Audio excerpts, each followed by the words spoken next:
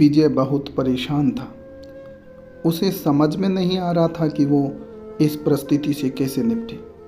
वो अपनी माँ को बहुत चाहता था, किंतु उसकी पत्नी और बच्चे उसकी माँ से बहुत दूर भागते थे, क्योंकि उसकी माँ की एक आंख नहीं थी। साथ ही उसकी कमर भी काफ़ी झुकी हुई थी। वैसे वह अपना काम सब खुद कर लेती है, किंतु फिर भी वो उसकी पत्नी और बच्चों के लिए हमेशा खटकती रहती। दादी, आप ऊपर के कमरे में जाओ, मेरे दोस्त आ रहे हैं, विजय के बेटे अखिल ने बड़े बेरुखी से कहा। पर बेटा, मैं तो यहाँ बहुत दूर बैठी हूँ, विजय की माँ ने बहुत प्यार से कहा। नहीं, आप मेरे दोस्तों के सामने मत रहो, वो मुझे चिढ़ाते हैं, अखिल ने ज़ोर से डांटते हुए कहा। क्या हुआ अखिल, क्यों चिल्ला रहे हो? विमल की पत्नी माधुरी ने किचन से आवाज़ लगाई। देखो ना माँ, ये दादी यहीं ड्राइंग रूम में बैठी हैं और मेरे दोस्त आ रहे हैं, अखिल ने शिकायत भरे लहजे में कहा। माधुरी ने बेटे का पक्ष लेते हुए कहा, माँ जी आप ऊपर चले जाओ, क्यों हम लोगों को लजवाती हो। बेचारी सरस्वती चुपचाप उठकर जीने के सहारे ऊपर जाने लगी। कमर झुकी होने के कारण उन्हें ऊपर चढ़ने में बहुत परेशानी हो रही थी, किंतु वो पूरी ताकत से ऊपर के एक अकेले कोने वाले कमरे में जाकर बैठ गई। विजय बाजू के कमरे में सब सुन रहा था। उसे कष्ट हो रहा था कि उसकी माँ को अपमानित होना पड़ रहा है, किंतु वो असहाय था। अगर वो कुछ कहता है तो पत्नी और बच्चे उसका विरोध करने लगते हैं। दूसरे उनके तर्क भी सही लगते, चूँकि वो एक प्रशासनिक अधिकारी था। उसका सामाजिक स्तर बहुत ऊंचा था। उसकी ससुराल भी एक उच्च घराने में थी। अतः वह चुपचाप इस तरह हर दिन अपनी माँ को अपमानित होते देखता रहता था। रात को विजय की पत्नी ने कहा, देखो जी, आप कुछ करो। कल कलेक्टर साहब की पत्नी आई थी। माँ जी अपनी देसी धुन धारा में उनसे मिली। मुझे बहुत शर्म आ रही थी, बताते हुए कि ये मेरी सास है। मैंने कह दिया कि दूर की रिश्तेदार है, इलाज कराने आई है। विजय को रोना आ गया, किंतु फिर भी वह चुप रहा। उसे समझ में नहीं आ रहा था कि वो क्या करे। अपने बेटे की मनः स्थिति को सरस्वती अच्छी तरह से जानती थी और बेटे को कोई कष्ट न हो, इसलिए वो हर बात को चुपचाप सह लेती थी। विजय बहुत उदास रहने लगा। एक तरफ परिवार और सामाजिक स्तर पर जीने की प्रतिबद्धता थी, तो दूसरी ओर माँ। आखिर माँ से अपने बेटे की यह हालत नहीं देखी गई। एक दिन उसने अपने बेटे से कहा, विजय, बहुत दिन हो गए, मैं अपने गांव जाना चाहती हूँ, मुझे वहाँ पहुँचा दो, मेरा यहाँ मन नहीं लग रहा। किंतु माँ, वहाँ तो कोई नहीं है, तुम्हारी देखभाल कौन करेगा? विजय ने आश्चर्य से पूछा। इस बीच माधुरी तुरंत बोल पड़ी, अरे सब गांव वाले तो हैं, और वो तुम्हारे मामा जी तो उसी गांव में रहते हैं, और फिर हम सारी व्यवस्थाएं कर आएंगे ना।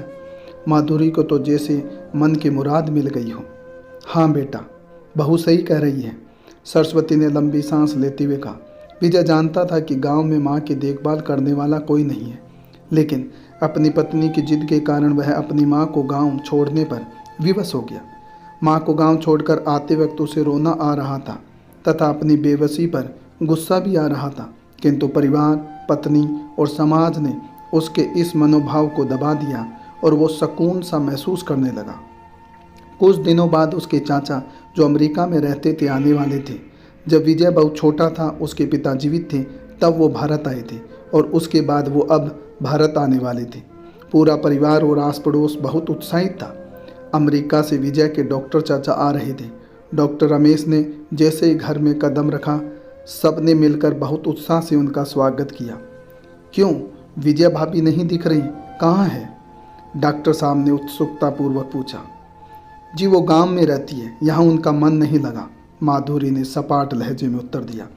डॉक्टर रमेश ने विजय की ओर देखा तो विजय ने अपनी आंखें झुका ली। डॉक्टर साहब सब समझ गए।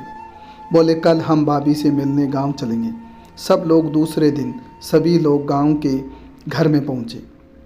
देखा कि सरस्वती को बहुत तेज़ बुखार है और वो पलंग पर असहाय पड़ी है। डॉक्टर रमेश दौड़कर सरस्वती के पास गए, उनके पैर छूकर रोने लगे। अपनी भाभी सरस्वती की यह हालत उनकी कल्पना से परी थी। वाह बेटा विजय, तूने तो नाम उजागर कर दिया। अपनी माँ की यह हालत देखकर तुझे तो शर्म भी नहीं आ रही होगी। डॉक्टर साहब ने विजय को लगभग डांटते हुए कहा। नहीं देवर जी, विजय का कोई दोष नहीं है, मैं खुद गाँव आई थी। सरस्वती ने अपने बेटे का बचाव किया। मुझे सब पता चल गया। भाभी, आप चुप रहो। क्यों बहू, तुम्हें अपनी सास की कुरूपता पसंद नहीं है? समाज में तुम्हें नीचा देखना पड़ता है ना? डॉक्टर रमेश ने माधुरी की ओर व्यंग्य से देखा। माधुरी निरुत्तर होकर विजय को देखने लगी। आज तुम जिस सामाजिक स्तर पर हो वो इन्हीं के संघर्षों की देन है। और बेटा विजय, तुम्हें शायद मालूम न हो कि बचपन में जब तुम लगभग 2 साल के थे तब छत से नीचे गिरने के कारण तुम्हारी एक आंख फूट गई थी और तुम्हारी रीढ़ की हड्डी में भी समस्या थी। तब तुम्हारी इस कुरूप माँ ने अपनी एक आंख और अपना बोन मेरो तुम्हें देकर इतना सुंदर स्वरूप दिया था। माधुरी बेटा, इतने सालों तक संघर्ष करके बेटों को प्रशासनिक अधिकारी बनाने वाली इस संघर्षशील औरत की तुम लोगों ने यह दशा कर दी। तुम्हें ईश्वर कभी माफ़ नहीं करेगा। डॉक्टर रमेश की आंखों से अश्रु जलधारा बह रही थी। अब भाभी, आप मेरे साथ अमेरिका जाएंगी, यहाँ इन स्वार्थी लोगों के बीच नहीं रहेगी। डॉक्टर रमेश ने सरस्वती से कहा। विजय को तो काटो तो खून नहीं था। डॉक्टर रमेश जो उसके चाचा थे, उन्होंने जो राज बताया उसके बाद तो विजय को यही लग रहा था कि उससे ज़्यादा पापी इंसान इस दुनिया में कोई और है ही नहीं। वह दौड़ता गया और माँ के कदमों में लिपट गया। माँ, मेरा अपराध अक्षम्य है। मैं जानबूझकर चुप्पी साधे रहा, आपका अपमान करवाता रहा। अब सिर्फ आप ही उस घर में मेरे साथ रहेंगी और कोई नहीं। विजय ने क्रोधित दृष्टि से अपनी पत्नी और बच्चों को देखा। कामनी को भी बहुत पश्चाताप हो रहा था, किंतु उसकी हिम्मत नहीं हो रही थी कि वो अपनी सास से आंख मिलाए। सरस्वती ने कामनी की मन स्थिति को समझकर उसको पुचकारते हुए अपने पास बुलाया और विजय को डांटते हुए कहा, खबरदार, जो मेरी बहू को मुझसे अलग करने की कोशिश की तो तुझे ही घर से बाहर निकाल दूंगी। कामनी और बच्चों ने सरस्वती के पैर पड़ते हुए अपने व्यवहार पर माफ़ी मांगी और माँ के हृदय ने सबको माफ़ कर दिया। विजय जोर से रोता हुआ बोला, माँ, तुम कुरूप नहीं, कुरूप तो मेरा मन था।